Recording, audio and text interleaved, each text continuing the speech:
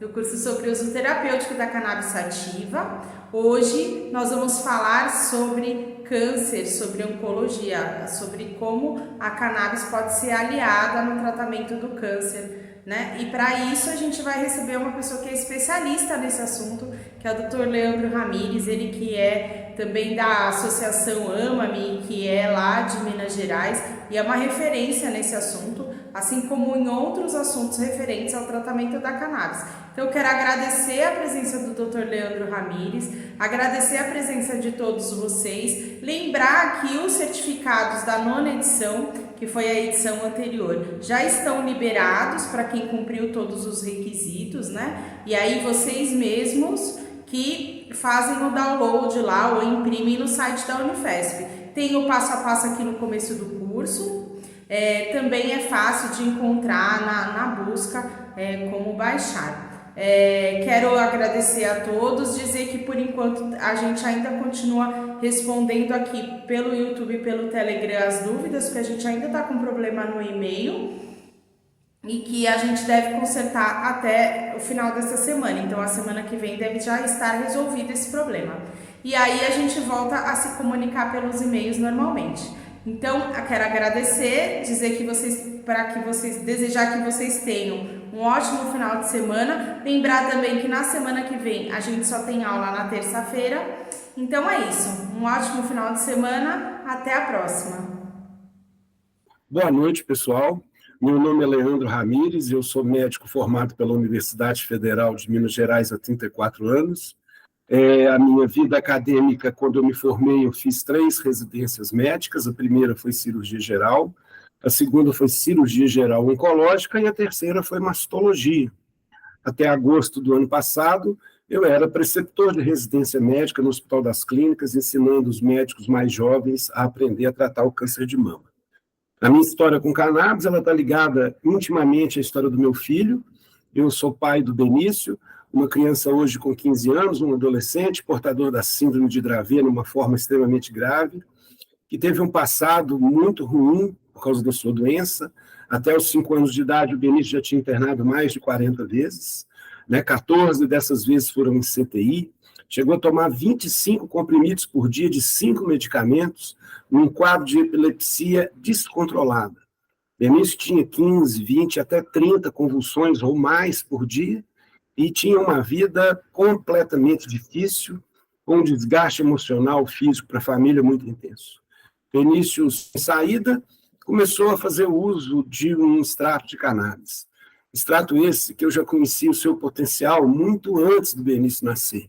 Quando eu entrei na faculdade em 1983, o primeiro estudo que eu entrei em contato foi o estudo do professor Carlini, publicado na Pharmacology, que já mostrava as propriedades anticonvulsivantes dos derivados da cannabis. E eu nunca podia imaginar que quase 25 anos depois eu ia ter um filho, e esse filho, sim, precisa da cannabis. Benício começou a usar um extrato que a gente importava de forma clandestina, lá no começo de 2014, e isso modificou a vida dele.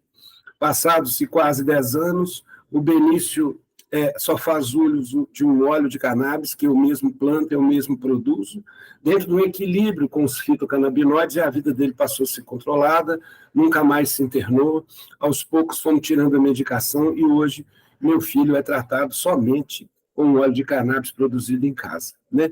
Então, a minha missão aqui é com muita honra, e eu quero introduzir agradecendo o pessoal aí da organização, da 9ª edição do curso sobre o uso terapêutico da cannabis, promovido pela Unifesp, e não posso deixar de citar a tão importante participação do Padre Ticão nessa história, e para mim é muita honra poder colaborar com o curso que foi ele que deu um dos toques iniciais.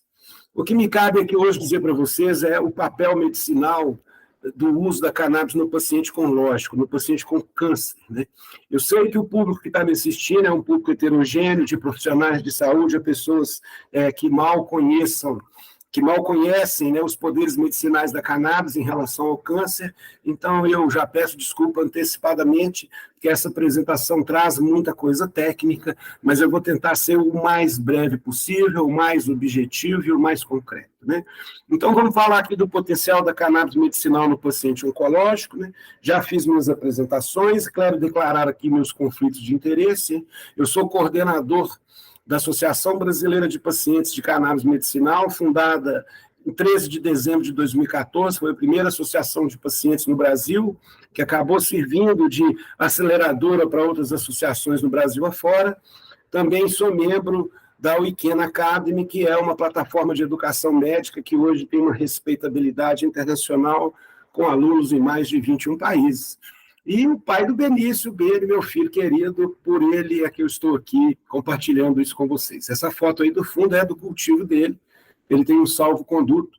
Salvo-conduto esse que todo brasileiro devia ter. Não é porque eu sou branco, médico, posso pagar um advogado, né? A gente espera que essa legislação mude e que a gente consiga avançar no aspecto social da cannabis, né?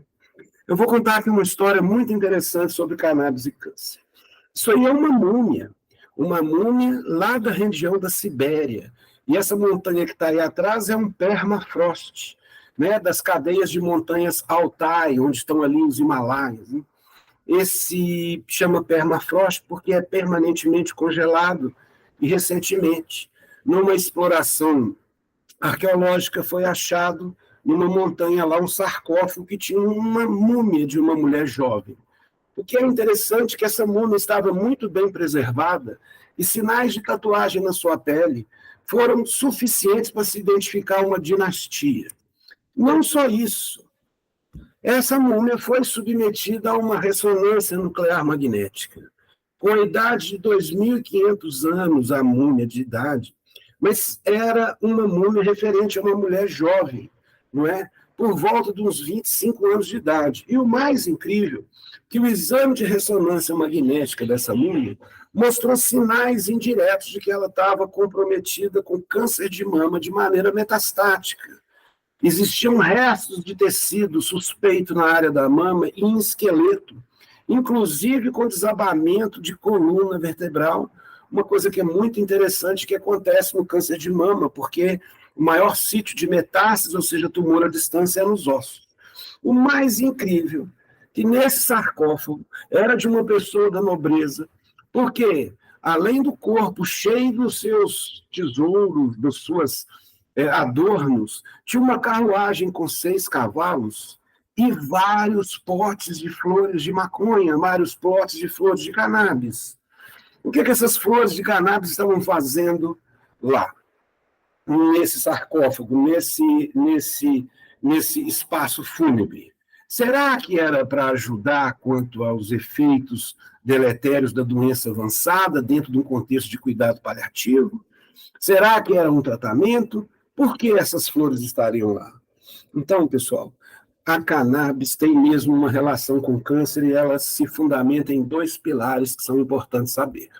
O primeiro é o contexto dos cuidados paliativos. O que é o cuidado paliativo? Muita gente erroneamente entende que cuidado paliativo é aquilo que já se tentou tudo, não tem mais nada a fazer por esse paciente e passa ele para o cuidado paliativo. Não. Cuidado paliativo é muito mais do que isso. Cuidado paliativo é aliviar sofrimento, seja de uma doença maligna como um câncer, ou seja de uma doença como é a do meu filho. O cuidado paliativo é aquilo que você tem que promover para o paciente, para a sua família, um conforto que vai fazer ele tolerar o sofrimento imposto pela sua condição ruim de saúde. Não é preciso esperar tentar tudo para iniciar o cuidado paliativo. O profissional ou a pessoa dedicada a cuidado paliativo deve ser acessado já no começo do tratamento, quando a carga de sintomas ainda não é tão alta, para preparar esse paciente nesse sentido. Então, uma abordagem é o cuidado paliativo, e a outra abordagem que eu vou falar aqui um pouquinho mais tarde é sobre os possíveis efeitos antineoplásicos dos fitocannabinoides, tá bem? Ou seja, da potencial das células malignas morrerem com a ação de fitocannabinoides, né? Então, dentro do cuidado paliativo, a gente tem que entender que isso é uma assistência multidisciplinar que visa manejar o sintoma, dar apoio para a família, promovendo um alívio do sofrimento físico, emocional, psicológico, espiritual. Esses cuidados paliativos podem ser primários ou mesmo dentro de um contexto de planejamento. Qualquer pessoa, um familiar, um responsável, um amigo, pode exercer os cuidados paliativos, né, no sentido de ajudar seu paciente. Agora, um planejamento que vai envolver o manejo da dor e uma interlocução com a equipe profissional que trata aquele paciente é fundamental. Então, nesse sentido, a gente defende sempre a integração precoce entre aqueles colegas que vão fazer quimioterapia, aqueles colegas médicos que estão fazendo radioterapia, a hormonioterapia, a imunoterapia, enfim. Para tratamento adequado de um câncer, uma equipe multidisciplinar tem que estar formada. E essa equipe precisa estar integrada. O paciente não é só um número, não é? E quando você consegue planejar esse cuidado, você só de planejar, você melhora a qualidade de vida, ainda melhora a sobrevida, porque os pacientes passam a tolerar melhor o tratamento antineoplásico, né? Isso já está conhecido na literatura, que a qualidade de vida melhora e promove até um aumento da sobrevida. Isso foi confirmado em tratamento de câncer de pequenas células, onde a gente vê que o cuidado paliativo promoveu quase 3 meses a mais de sobrevida. Muitas pessoas me questionam, mas espera aí, um cuidado vai aumentar 3 meses uma vida? Quem está prestes a morrer, quem está prestes a falecer, 3 meses podem ser suficientes para perdoar, planejar, estabelecer, porque morrer sem aviso é muito ruim, e às vezes 3 meses pode ser suficiente para uma família trilhar melhor a vida após a morte daquele ente querido, né? E mesmo que a quimioterapia possa exercer um papel de diminuir o tumor, quando o tumor está muito avançado, uma pequena resposta não vai trazer um benefício, não vai promover a vida, e pelo contrário, às vezes a quimioterapia exagerada no final pode prejudicar a qualidade de vida, né? Então, esse aqui é um estudo que mostra isso, que mesmo que a quimioterapia tenha tido um efeito, ela não pode ser tão positiva no sentido de trazer sofrimento. Bom, existem várias organizações médicas mundo afora que estabelecem protocolos para cuidados paliativos, né? A Associação Americana, né, de Oncologia Clínica defende esse cuidado paliativo para iniciar no início do tratamento com câncer metastático o paciente com alta carga de sintoma. Em 2019, sobre o conhecimento dos profissionais em relação ao uso da cannabis nesse contexto de cuidado paliativo, na reunião da ASCO, foi feita uma pesquisa que mostrou um resultado muito interessante. Essa pesquisa contou com 172 profissionais, dentre médicos de outras especialidades, oncologistas clínicos, enfermeiros, farmacêuticos e outros, olha. E 73,3% da turma aí, ó, que tratavam as pessoas, né, que contribuem no tratamento do câncer, 73,3% acreditam que cannabis podia trazer algum benefício. 81% indicaram que ela deveria estar disponível como uma receita médica. Mas eu não sei por que tem tanto preconceito em relação à planta. 60% disseram que nunca recomendaram o seu uso a nenhum paciente e 54% disseram que não estavam confortáveis em fazê-lo. Quer dizer, prescrever um óleo de uma planta que talvez não tenha risco nenhum em relação à morte. Os colegas não sentem conforto em prescrever.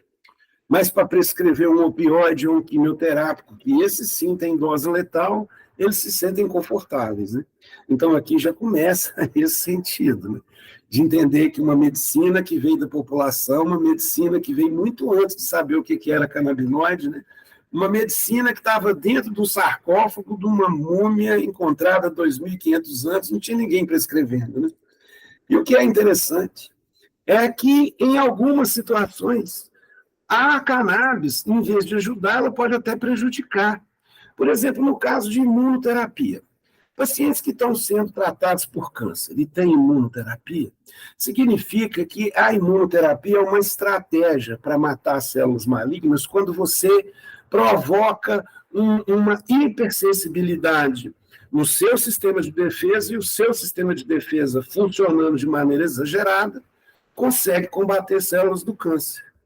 Bom, a gente sabe que o sistema endocannabinoide produz o quê? Produz uma homeostasia.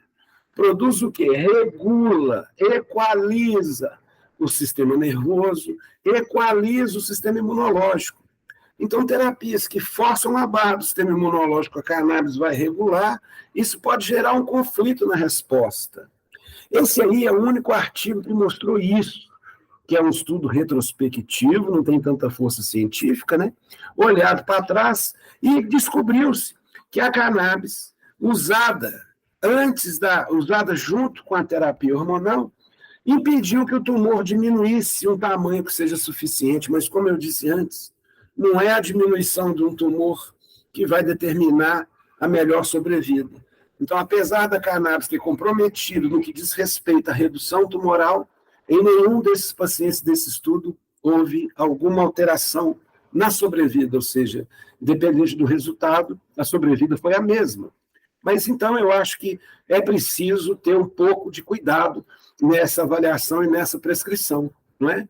Então, aqui demonstra, olha, os pacientes que receberam quimioterapia, pacientes que tinham um tumor de pequenas células, tratados com nivolumab, que é um anticorpo monoclonal, os pacientes que usaram cannabis, a redução do tumor foi menor. O gráfico parece impressionante, mas a sobrevida aumentou lá entre 2 meses, e que isso praticamente é irrelevante. Bom, independente de algumas situações na imunoterapia do câncer da cannabis prejudicar a resposta, na grande maioria dos tumores o caso é um pouco mais diferente. Aqui é um outro guia que, desde 2014, defende o uso da cannabis inicialmente para atlexia e anorexia, dentro de um arsenal terapêutico estabelecido, mas também usando a cannabis como última alternativa. Mas já é um grande passo, né? Então, a dor, cannabis medicinal, são medicamentos que com cannabis, você consegue diminuir a dor daquele paciente em estágio avançado de doença, e o sistema endocannabinoide ativado vai melhorar a inflamação, vai diminuir a dor, vai tirar a angústia, né? Porque uma coisa é uma dor relacionada a uma doença benigna que tem uma expectativa de finitude. Outra coisa é uma dor relacionada a uma doença maligna e evolutiva, que a finitude não é interessante, não é? Então, isso tudo gera um contexto de dor e ansiedade muito severo, e cannabis pode promover um melhor conforto no que diz respeito a isso. Então, isso é motivo de discussão no mundo inteiro. Hospitais como o MD Anderson, no Texas, que são referências, sempre questionam e mostram para as populações no site deles mesmo quais são os benefícios, não é? Ainda se diz que a literatura é muito limitada, mas ela cresce de maneira exponencial. E dentro de cuidado paliativo e cannabis, para mim, a primeira referência é essa novíssima aí, ó, de 1843. Esse é um artigo publicado por William Brooke O'Shaughnessy, que era um médico. Ele era irlandês, mas servia o Império Britânico lá na Índia. E quando ele chegou lá, ele ficou maravilhado com o uso do extrato alcoólico de gunja, que é um preparado feito à base de álcool e cannabis. Esse médico, William Brooke O'Shaughnessy, é um dos ícones na medicina mundial. Além dessa divulgação dos resultados em casos clínicos que ele tratou com cannabis lá na Índia, ele também foi o responsável por expandir a rede de telégrafo na Índia, por isso que ele foi para lá. Não só isso, se quem está me assistindo aí já tomou alguma medicação venosa, foi esse médico aí que estabeleceu essa via de acesso de medicamentos. Então, por si só, já era um sujeito ímpar. Esse artigo é muito comentado pelos meus colegas neurologistas que dão aulas sobre epilepsia, porque essa é a primeira referência. Só que esse artigo, na verdade, avaliou uma série de doenças. Doenças como raiva, como lepra, né? Hanseníase, como tétano. Os meus colegas mais novos nunca viram, talvez, muitos médicos no Brasil sequer viram alguém morrer de tétano, sequer viram alguém tendo a hidrofobia, que é a raiva, né? E os mais antigos, com certeza, viveram isso, e a morte nessas doenças é um negócio assim catastrófico. E o William Brook escreve isso aí muito bem quando ele teve a oportunidade de tratar essas pessoas. Olha, parece evidente que pelo menos uma vantagem foi obtida com o extrato alcoólico de Gunjar. A terrível doença, hanseníase, hidrofobia, tétano, foi despojada de seus horrores. Se não menos fatal que antes, foi reduzida numa escala menor de sofrimento que precede a morte. Então, desde 1853, já existem artigos mostrando o efeito paliativo da cannabis em doenças tão severas, né? Então, se você pegar quais são os sintomas que estão relacionados a um paciente oncológico num estado avançado de doença, são todos esses aí. E é isso que a gente precisa aliviar, focado no alívio da dor, para que a pessoa possa ter uma finitude mais digna, mais humana, não é? Então, isso aqui é uma plataforma de pesquisa que eu utilizo, que é a Cana15, é muito interessante essa plataforma, porque você joga lá uma situação clínica, ela vai em todos os sites de pesquisa, e nesses sites de pesquisa científica ela seleciona tudo aquilo que está relacionado a cannabis, canabinoides, fitocannabinoides e doenças.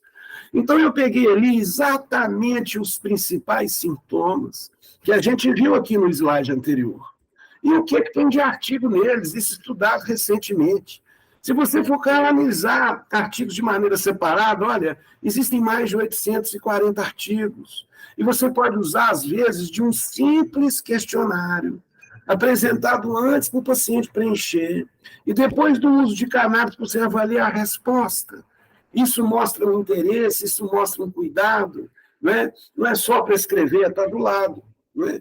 Então, existe mesmo um consenso que pode fazer com que você, com o uso de fitocannabinoides de maneira adequada, você vai impedir essa tragédia que é nos Estados Unidos, a morte por suicídio por abuso de opioide.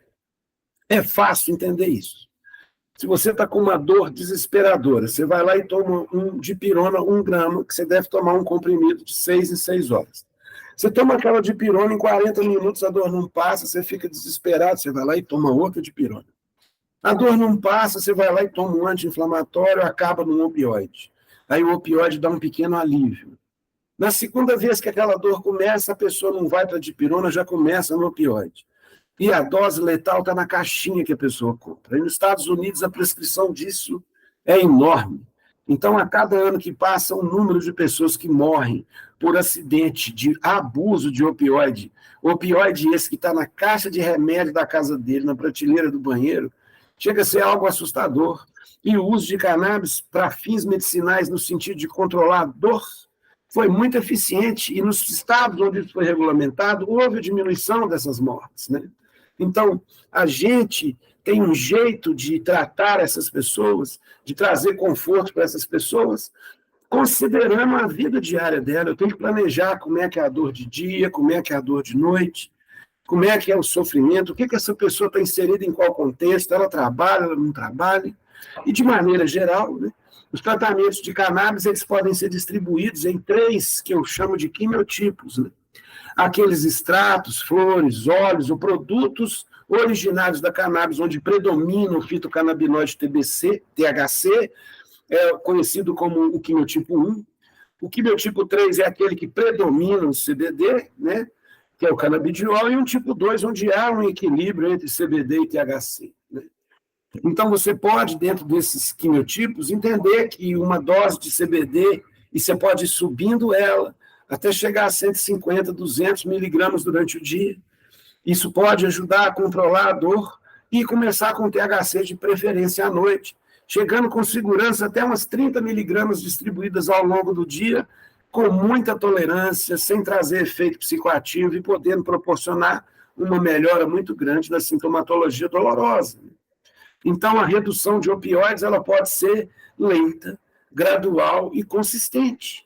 Então, você deve fazer um controle próximo, mensal, depois trimestral, e avaliar dentro de um protocolo se a dor está melhorando ou não está. Né? As pessoas, às vezes, entendem que cannabis para fins medicinais é uma cápsula, é um comprimido, é um óleo. Não, as flores também podem ser usadas para fins medicinais. Esse estudo é um estudo israelense muito interessante, publicado em 2018, que avaliou 2.970 pacientes com câncer tratados entre 2015 e 2017. Olha que interessante. A média de idade foi quase 60 anos, havia um predomínio de mulheres e 26,7% relataram que já tiveram experiência anterior com cannabis, ou seja, a grande maioria, quase 75%, nunca tinha tido experiência com cannabis. Então, esses 2.700 pacientes estavam distribuídos assim em relação à origem do tumor. 20,7% eram tumores de mama, 13,6% pulmão, depois vinha pâncreas, depois vinha tumores do intestino. E os sintomas mais frequentes que esses pacientes reclamavam, além da doença propriamente dita? Os pacientes reclamavam de insônia, grande maioria, olha lá, 78%, dor quase 78%, né?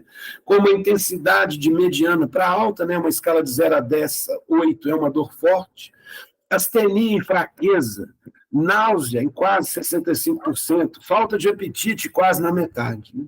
Então, a qualidade de vida de quem está com insônia, dor, se sentindo fraco, enjoado e sem comer, é uma vida muito ruim. Lembrando que esses 12.970 pacientes lá, ó, mais da metade, um pouquinho mais da metade deles estavam no estádio 4 da doença. O que é interessante é que a cannabis usada medicinalmente aqui foram flores, que poderiam ser fumadas ou vaporizadas, né? Eu acho que dentro de uma política de redução de danos, talvez o fumo não seja adequado. Claro, é melhor usar um vaporizador para não ter que absorver o monóxido de carbono e outros subprodutos gerados pela queima. Mas a gente tem que entender que um vaporizador, às vezes, é difícil de encontrar, o vaporizador de ervas, que eu estou dizendo. É preciso entender também que isso tem um custo. E um paciente no estágio terminal, não há necessidade da gente ficar preocupado se o CO2 ali vai prejudicar a vida dele daqui a uns 20 anos, não é isso? Então, olha aqui, 12 cepas de cannabis índica rica em THC foram usados, sem CBD, consumido lá pela maioria dos pacientes, olha lá, quase 90%. Então, aí está uma descrição de outras 3 cepas de cannabis sativa, com concentrações iguais, está vendo? Então, se você pegar essas 4 cepas aí, você vai ver que tem um quimiotipo 1 rico em THC, um quimiotipo 1 e 2, esse 1 e 2 aí, ó, rico em THC, uma cepa que havia um equilíbrio com uma diferença menor do que 15% e outras ricas em CBD. Bom, a maioria dos pacientes, olha, consome mais de uma cepa no sentido de vaporizar. Vamos ver o que aconteceu com essa turma. É claro que, com o passar dos anos, as pessoas vão morrendo, são câncer em estágio avançado. Então, olha lá, 2.970 pacientes entraram e após 6 meses, usando isso. O tempo foi passando, as pessoas foram morrendo. Olha. E após 6 meses, 1.900, quase 2.000 pessoas retornaram com 95,9% com uma melhora na condição clínica. 3,7% não repararam que houve mudança nenhuma. E só 3%, 0,3%, é que perceberam que houve alguma piora. Então, sem sombra de dúvida, a cannabis é muito interessante para proporcionar esse alívio no cuidado paliativo. E isso se estende até para 2 anos depois de segmento, né? Você imagina que o estudo começou com 2.970 pacientes, 2 anos depois, quase 1.500 pacientes ainda estavam vivos e sentindo o benefício da cannabis, não é? Então, cannabis como um tratamento paliativo para pacientes com câncer parece ser uma opção bem tolerada, segura e eficaz para ajudar os pacientes a se lidar, né, com sintomas relacionados à malignidade ou tumor maligno. Outras questões também que são muito interessantes é que, dependendo desse quimiotipo que eu disse, ou rico em CBD ou rico em THC, você vai ter um desempenho melhor no controle de um efeito colateral muito comum dessas drogas conhecidas como taxanes, são muito usadas em câncer de mama, tumor de próstata e outros cânceres.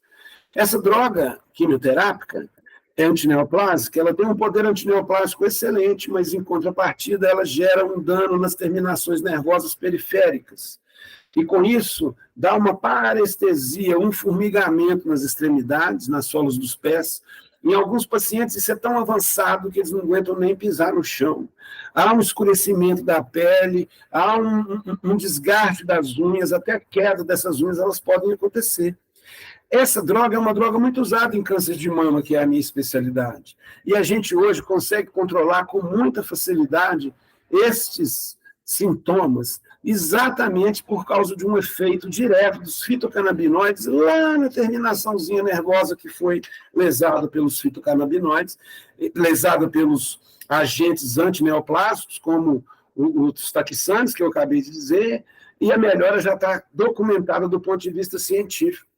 Bom, então, dentro dos cuidados paliativos com cannabis, algumas considerações devem ser importantes, eu chamo atenção para isso aqui.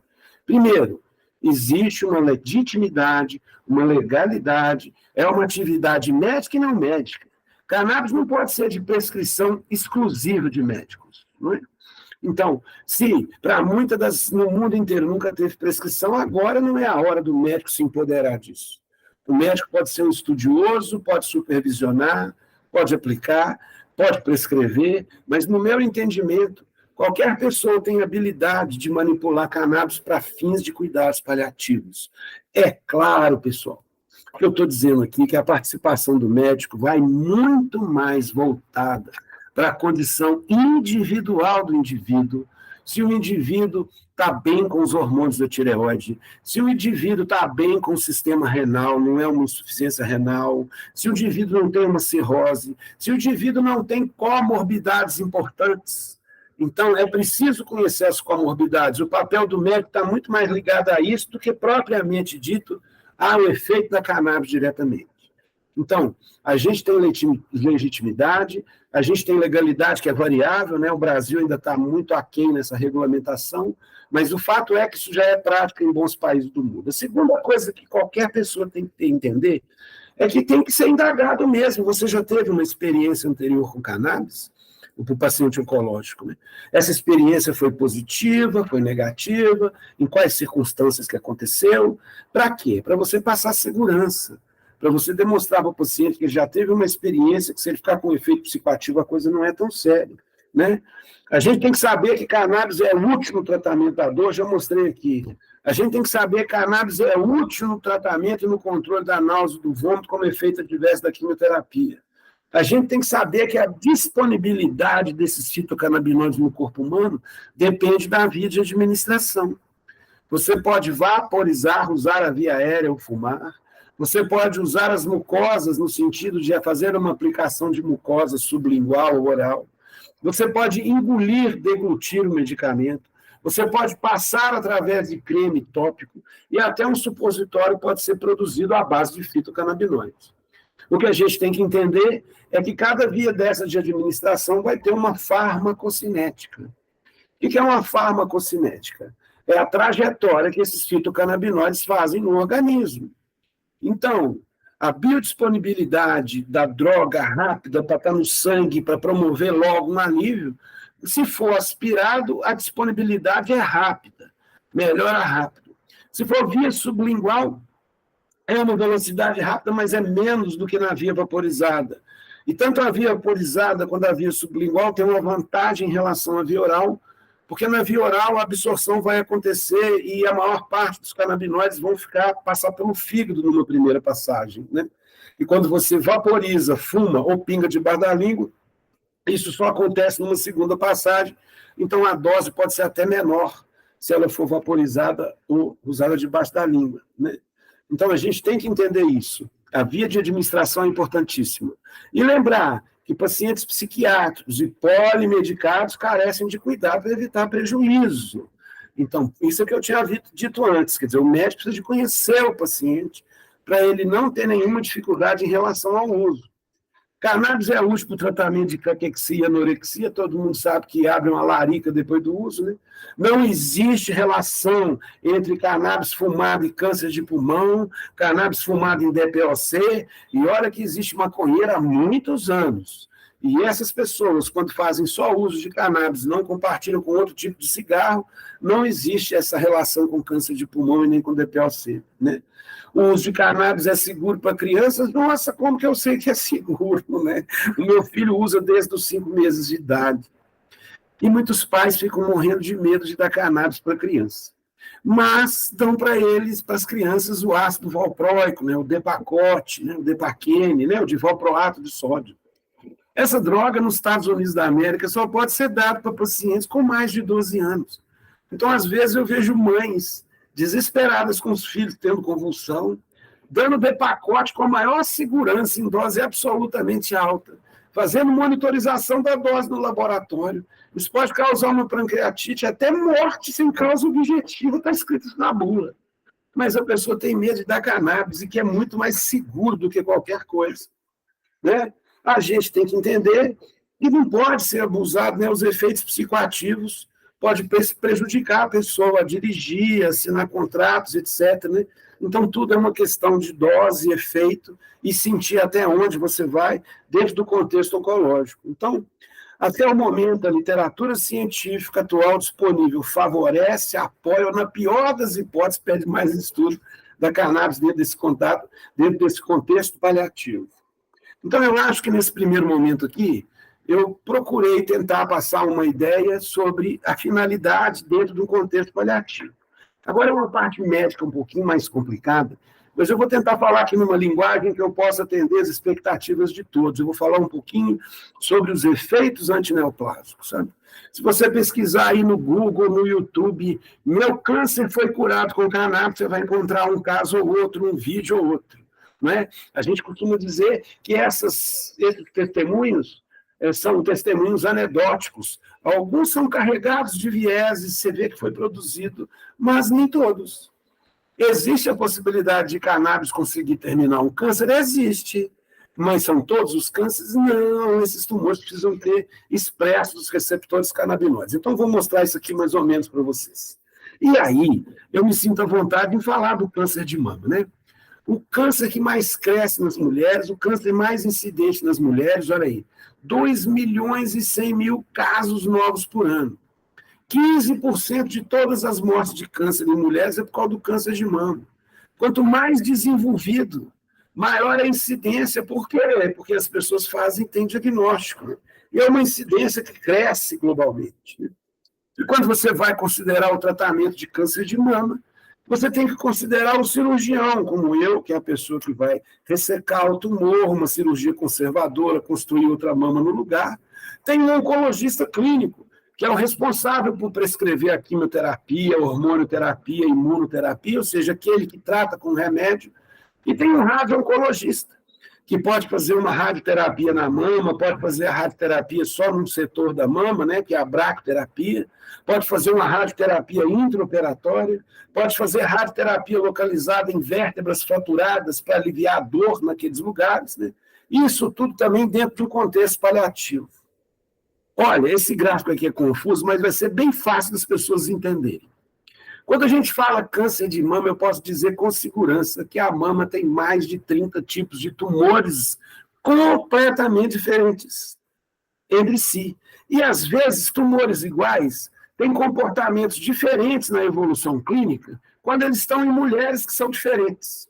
Bom, aqui eu trago a maioria dos casos do tumor de mama, 70% deles, são os cânceres originários das células dos ductos mamários, ou seja, dos caminhos que transportam o leite da fábrica até o mamilo, tá certo? Então, essas células formam os carcinomas ductais da mama. Bom, um carcinoma ductal é igual a outro? Não. Esse carcinoma ele é classificado aqui, olha, de luminal A aqui, da esquerda dessa tela para a direita dessa tela.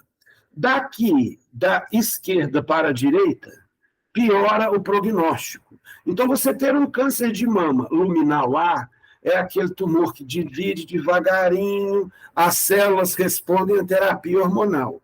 Então, a sobrevida é boa, a chance do diagnóstico precoce da pessoa viver é muito boa. Por outro lado, se você tem um tumor ductal, só que ele não expressa receptores hormonais, ele é conhecido como triplo negativo, o prognóstico é péssimo. A velocidade de crescimento é rápida e a sobrevida é menor, porque esse tumor é mais agressivo. Então, você vê que mesmo dentro de um tumor, existem subclassificações, e quanto mais indiferenciado, quanto mais estranho, quanto mais alterado as células e os núcleos delas que compõem aquele tumor, pior vai ser o prognóstico. E isso acontece no câncer de mama. Então, no câncer de mama de linhagem ductal, os dois piores são o HER2 e o triplo negativo. E esses tumores podem ou não expressar na superfície dessas células receptores canabinoides. Olha aqui. Quando eu comecei a mexer com câncer de mama no passado, a gente pedia a biópsia e pedia também um estudo, e pede-se também um estudo que é um estudo imunohistoquímico. O que é isso? Você manda aquelas células para o laboratório vai dizer como que elas funcionam quimicamente. Se elas gostam do receptor de estrogênio ou não, se elas são sensíveis a um medicamento ou não, está entendendo? Então você consegue informações químicas que qualificam a escolha da terapia. Lá no passado, um desses fatores de hormonais, fatores marcadores celulares, era esse conhecido como HER2. O HER2 é muito interessante, que é uma membrana, é uma proteína transmembrana, semelhante ao receptor canabinoide CB1 ou CB2, que também são membranas, são proteínas que atravessam a membrana. Parte dessa proteína fica exposta por meio extracelular, e aí vem um medicamento ou fitocannabinoide, se encaixa naquela proteína e vai promover uma mudança naquelas células. Então, quando a gente pedia a imunohistoquímica de um câncer de mama e encontrava lá um HER2 positivo, nossa, isso era muito triste. Por quê? Porque esse tumor é um tumor agressivo, a gente não tinha muita terapia, até o dia que surgiu o anticorpo monoclonal, a substância que pega exatamente essa proteína, que é o trastuzumab. Então, a partir do momento que a gente tem o HER2 positivo, que é um sinal de mau prognóstico, é um sinal de vida curta, por outro lado, ele é um sinal preditivo de resposta, porque você pode dar um medicamento e mudar o destino dessa pessoa. Bom, agora se descobriu os receptores na década de 90, em 94 se achou o CB1, 5 anos depois achou o receptor CB2, então uma coisa nova, quase dos anos 2000. E aí tem esse gráfico aqui, que é um gráfico esses gráficos são muito interessantes. E isso tem a ver com a Universidade Complutense de Madrid. Olha aqui, se eu pegar esse primeiro gráfico aqui da letra A sobre vida geral, olha, eu vou ter um momento zero, onde eu tenho 100% dos pacientes. Aqui embaixo, no eixo do X, vai passando o tempo. Então, no tempo zero, eu tinha 100% dos pacientes, mas quando chegou aqui por volta de 75 meses, olha aqui, ó, 50 meses, a metade deles já tinham morrido, se eu for considerar essa linha mais escura. Entende? Aqui são todos os pacientes HER2, tumores graves. Essa linha mais escura significa que aqueles pacientes lá tinham os receptores canabinoides. Ora, então você pode ter um paciente que tem um tumor HER2 positivo, ele pode ou não expressar receptor canabinoide, entendeu? Então, um tumor grave da mama, que é o tipo HER2, ele ainda tem 2 subtipos. Rico em receptor canabinoide ou pobre em receptor canabinoide. Se ele for rico em receptor canabinoide, ele vai ser muito pior na vida, porque não tem canabinoide suficiente. Então, é por isso que a suplementação de fitocannabinoides nos pacientes câncer de mama HER2 positivo, que tem um receptor positivo CB2, eles serão beneficiados e a vida deles vai aumentar. Esse estudo aqui, ó, considerou a sobrevida geral, a sobrevida livre de doença local para recorrer, né? A doença pode voltar na mama, e a sobrevida livre de doença sistêmica. Esse estudo foi feito com um número pequeno de pacientes, 65. Como isso? Os tumores eram guardados no laboratório. Então, você sabe a história do paciente que morreu com aquele HER2, você vai lá no laboratório, levanta aquele tumor guardado e faz um estudo. Então, essa diferença que acontece em tumores com receptor canabinoide ou sem receptor canabinoide foi confirmada por outros autores, deixando claro uma relação do sistema endocannabinoide e alguns tipos de tumores. Aqui eu trouxe um exemplo no câncer de mama. Interessante é que quando esse tumor não é HER2 positivo, não interessa na sobrevida se tem ou se não tem receptor canabinoide. Então, o receptor canabinoide ele é útil quando ele concorre, quando ele anda junto com outras informações, e a junção dessas informações qualifica melhor o tratamento. Então, o tratamento sistêmico para HER2 com receptor positivo, que não tinha uso de canabinoides, agora sim, você pode apresentar o uso de canabinoides, que isso vai trazer uma melhora na sobrevida dos pacientes, não é? E não é só esse o mecanismo. Os outros tumores que não são HER2, mas também são ruim, o triplo negativo, esses tumores, os fitocannabinoides, por um mecanismo um pouco diferente, também podem inibir o crescimento dessas células. Os fitocannabinoides, quando entram em contato com os receptores que estão na superfície das células malignas, eles promovem 3 alterações que são muito interessantes. Primeiro, cria uma resistência à entrada do hormônio de crescimento na célula. Uma célula maligna, ela está dormindo. Aí ela entra numa fase S, que é de síntese. Síntese para quê? Para aquelas organelas que estão ali dentro, olha, que elas possam se dividir. Então, se tem 20 mitocôndrias, tem que passar para 40 para depois separar em 2. O que faz o crescimento das organelas intracelular é o hormônio do crescimento.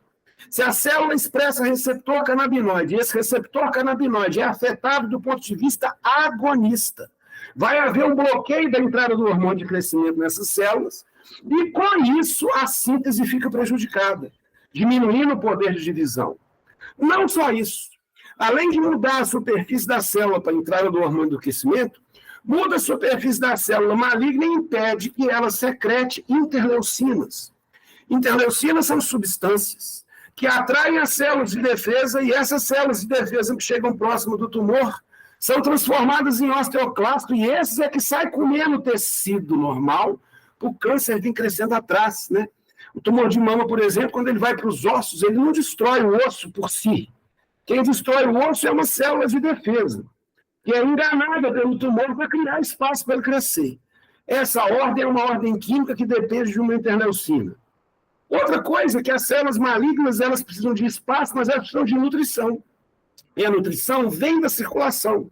E a circulação, ou seja, a formação de novos microvários na região do tumor, que é desencadeada pela produção de uma interleucina. Quando você usa fitocannabinoides nos receptores adequados, essa interleucina cai. Então, além de você impedir células para criar caminho, você diminui a nutrição. Esses 3 mecanismos, impedir o hormônio do crescimento entrar para dificultar a síntese, impedir as células de defesa abrir caminho para o câncer de mama, para o câncer qualquer, não só de mama, e diminuir a nutrição, a circulação, são 3 mecanismos antineoplásicos distintos dos quimioterápicos. Então, o uso de cannabis e quimioterapia é legal, por quê? Porque a gente vai agir em uma célula maligna em épocas, fases, em estratégias diferentes, né? Então, eu já expliquei isso aqui é só para mostrar o tanto que isso é poderoso. Isso aqui é um estudo experimental com ratinhos, onde você pega células de câncer de humano, câncer de mama, introduz na veia do ratinho e vai formar nódulos nos pulmões. Isso aqui é metástase de câncer de mama no pulmão do ratinho depois que ele morreu, tá vendo? E quando você faz um tratamento com CBD, você vê a diminuição do número de nódulos e do peso de nódulos com CBD de 10 miligramas por quilo de peso, experimental, em tumores triplo negativo, não é? Isso aqui é detalhe, eu vou me passar. Então, no tumor triplo negativo, a resposta é favorável. E o mais interessante, essa apresentação aqui é muito legal, olha. Esses pintinhos aqui no quadro 1, isso aqui são núcleos aumentados de tamanho. Isso aqui são células de câncer de mama. Aqui na prancha número 2, é o mesmo tumor, só que tratado só com doxorubicina, que é a adriamicina, que é a droga principal para o tratamento de câncer de mama em quimioterapia. Tá certo? Então você vê que muitas das células morreram, a população aqui está menor. Esse SMAWIN é um canabinoide, é um fitocannabinoide. O autor escondeu esse fitocannabinoide por uma questão técnica, mas a gente sabe que é o THC, não é? É um THC de origem sintética, inclusive. E quando você faz ele isolado, olha lá, também há uma mortandade de células malignas. Em compensação, quando você usa as duas coisas juntas, morrem muito mais células malignas, não é? E funciona só para os tumores de mama triplo negativo ou para os tumores HER2? Não. Alguns casos de tumores de receptor de estrogênio, o que acontece? Existe também a possibilidade da seletividade de receptores. Em alguns tumores hormônio positivo, pode haver uma resposta, né? O que é interessante é que os fitocannabinoides as drogas relacionadas ao estrogênio, que é a gasolina para alguns desses tumores estrogênio dependente, essas drogas a gente chama elas de SERMs, são substâncias moduladoras do receptor estrogênio. E quando você dá uma olhada nessas moléculas, você vê que elas têm os 3 anéis que seguem ali uma certa semelhança. Isso mostra que até o tamoxifeno, que é uma droga para tratar câncer de mama, ela interage com o receptor canabinoide. O receptor de estrogênio está no núcleo da célula. Isso também é muito interessante, tem a ver com a minha história médica, né? O tamoxifeno é um medicamento que bloqueia o hormônio estrogênio. Quem descobriu esse medicamento, quem inventou esse medicamento, devia mesmo ganhar um prêmio Nobel de medicina. Por quê? Porque foi o tamoxifeno divisor de águas. O tamoxifeno é que proporcionou a redução, de fato, da mortalidade dos maiores tumores com receptor de estrogênio positivo. Quer dizer, o impacto causado na redução da mortalidade por câncer de mama globalmente no passado, que muita gente atribuiu isso ao exame de mamografia, na verdade, tem a ver com o uso dessa medicação. Mas essa medicação, os oncologistas só passam ela para aquelas pacientes que foram fazer a biópsia, na hora que estudou quimicamente, ele descobriu, olha, tem um receptor aqui de estrogênio no núcleo, então dá o tamoxifeno, vai funcionar.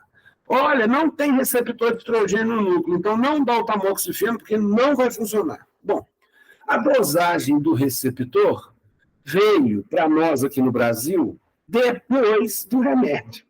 O remédio veio primeiro. A gente, quando esse remédio chegou aqui, a gente não tinha condição de dosar o receptor. Como é um medicamento até certo ponto bem tolerado, não é tão bem porque ele causa uma menopausa, mas para quem, a sensação de climatério, mas para quem está com câncer de mama, os sintomas de menopausa é bem suportável, né? Muito melhor que a morte. Né?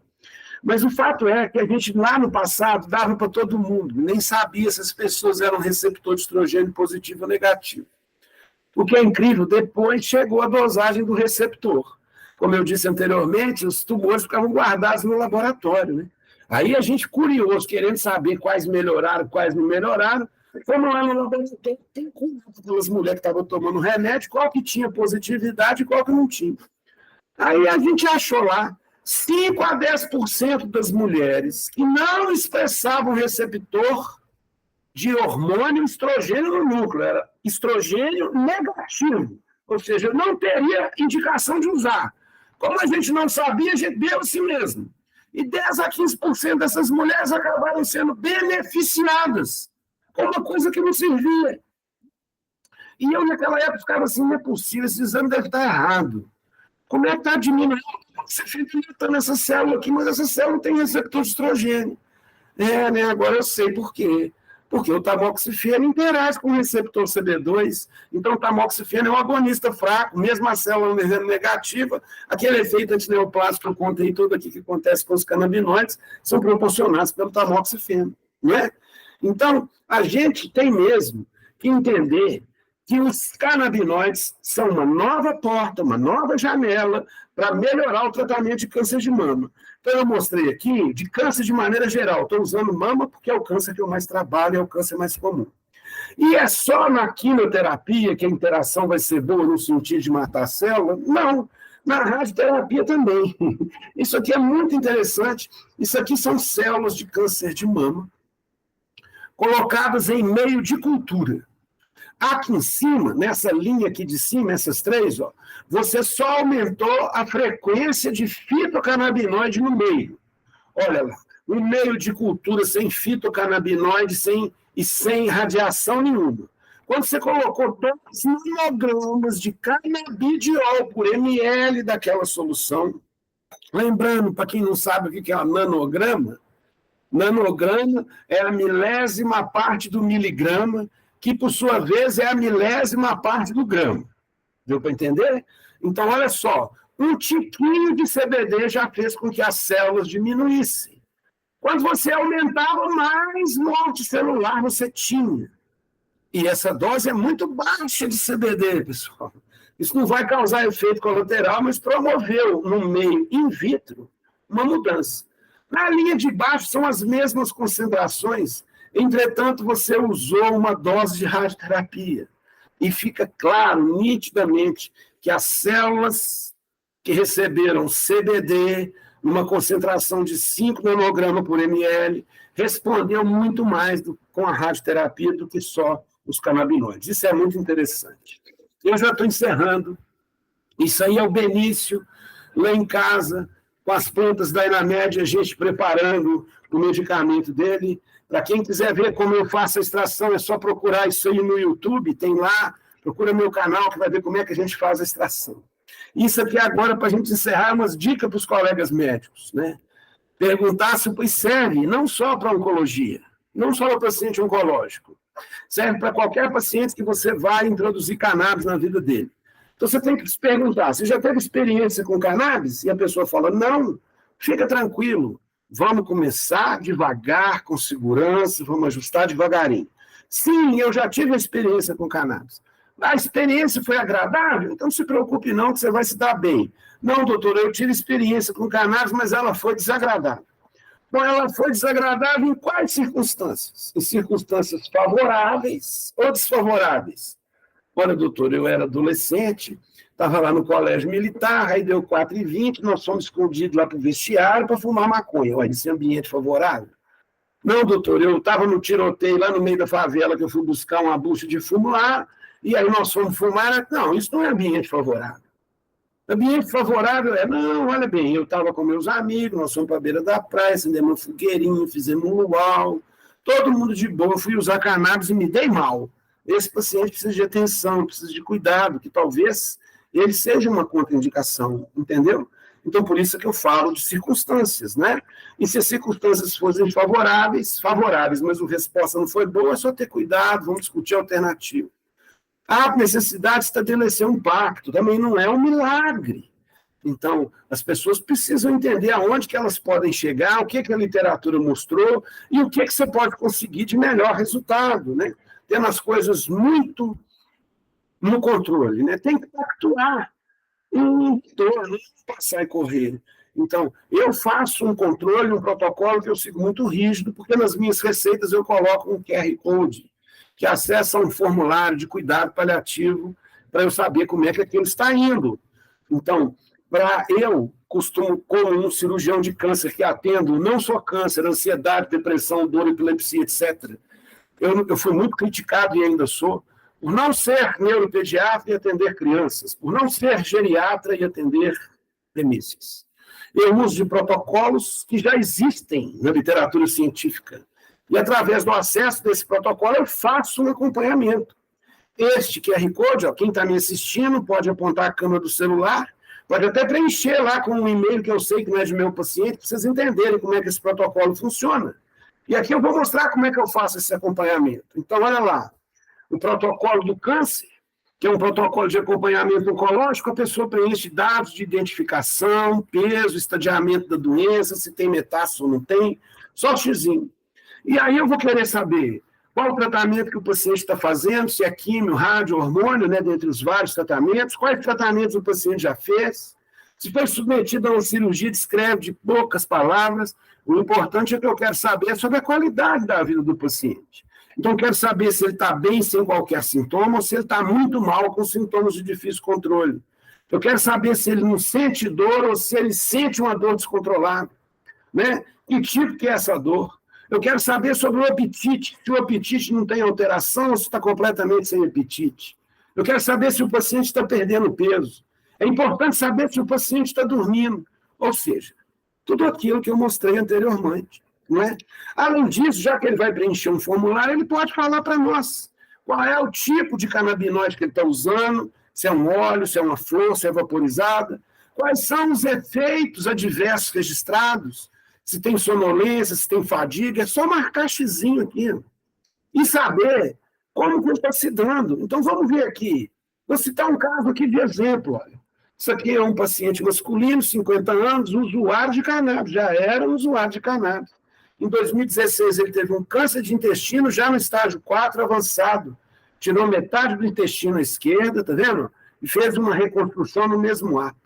Em 2020, 4 anos depois, já estava lá com metástase hepática, o marcador CEA aumentou, então ele estava tendo até a síndrome de Lynch, que é uma tristeza, porque a doença avançada, não é? Com tendência a ter mais câncer gerado com ansiedade e depressão, né? Então ele foi para uma quimioterapia de segunda linha. Então, olha que interessante. Antes dele começar a cannabis em abril de 2021, câncer de intestino cheio de metástases. O paciente estava fazendo algum tratamento canabinoide?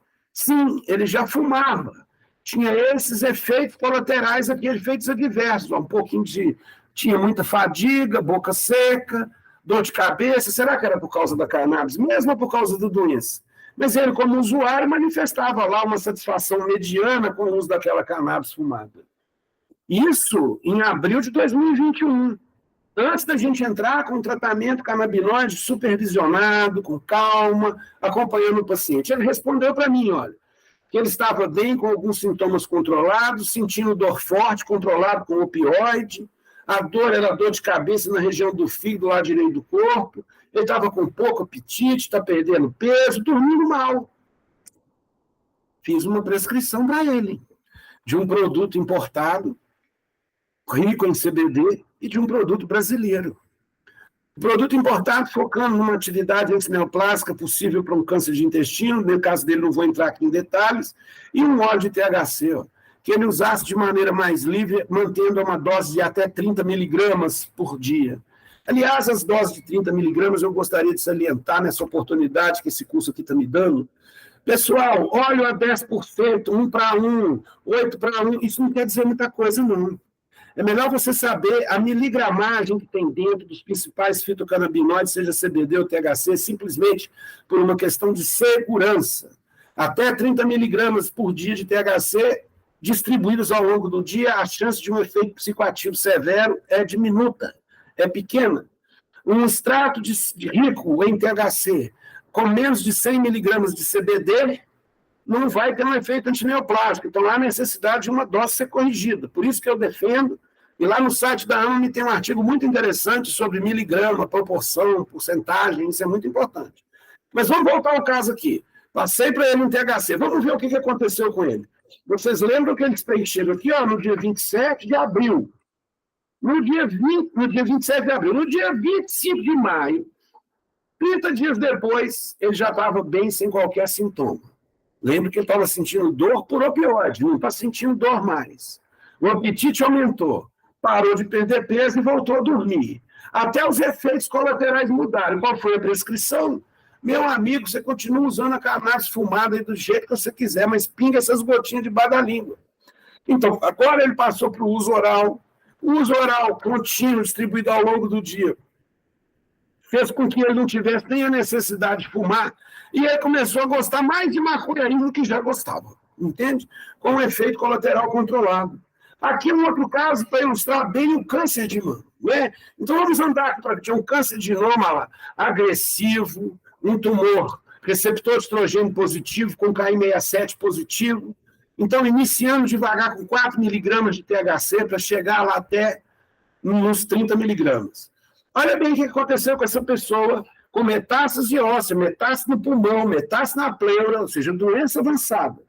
No dia 20 de 3 de 2021, mal, com sintomas algumas vezes de difícil controle, dor forte controlável com opioide, dor latejante perto do pulmão, no acetábulo, que já tinha metástase no acetábulo, pouco apetite, perdendo peso, dormindo mal, né? E aí, 30 dias depois, passou a ficar bem, a dor passou a ser leve, controlável com medicamento, a dor diminuiu pelas próprias palavras dela.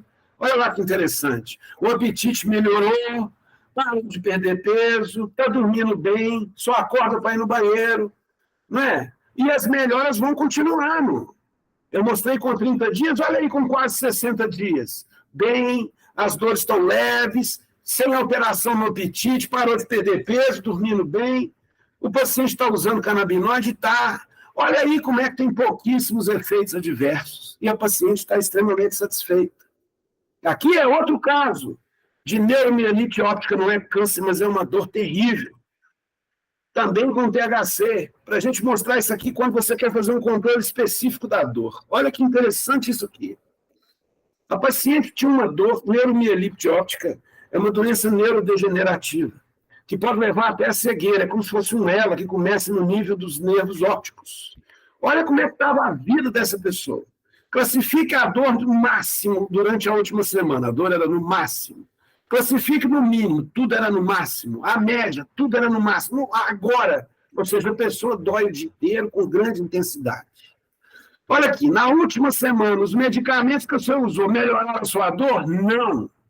Na última semana, a dor prejudicou sua atividade diária? Sim, 100%. Prejudicou a disposição, prejudicou a capacidade para caminhar, prejudicou o trabalho, incluído o doméstico, prejudicou as relações interpessoais, o sono, o prazer de viver. E olha o que essa pessoa já tinha tomado. Menos cannabis. Lembre-se, THC 4 miligramas por dia. 22 dias depois de usar um THC, um óleo em extrato sublingual.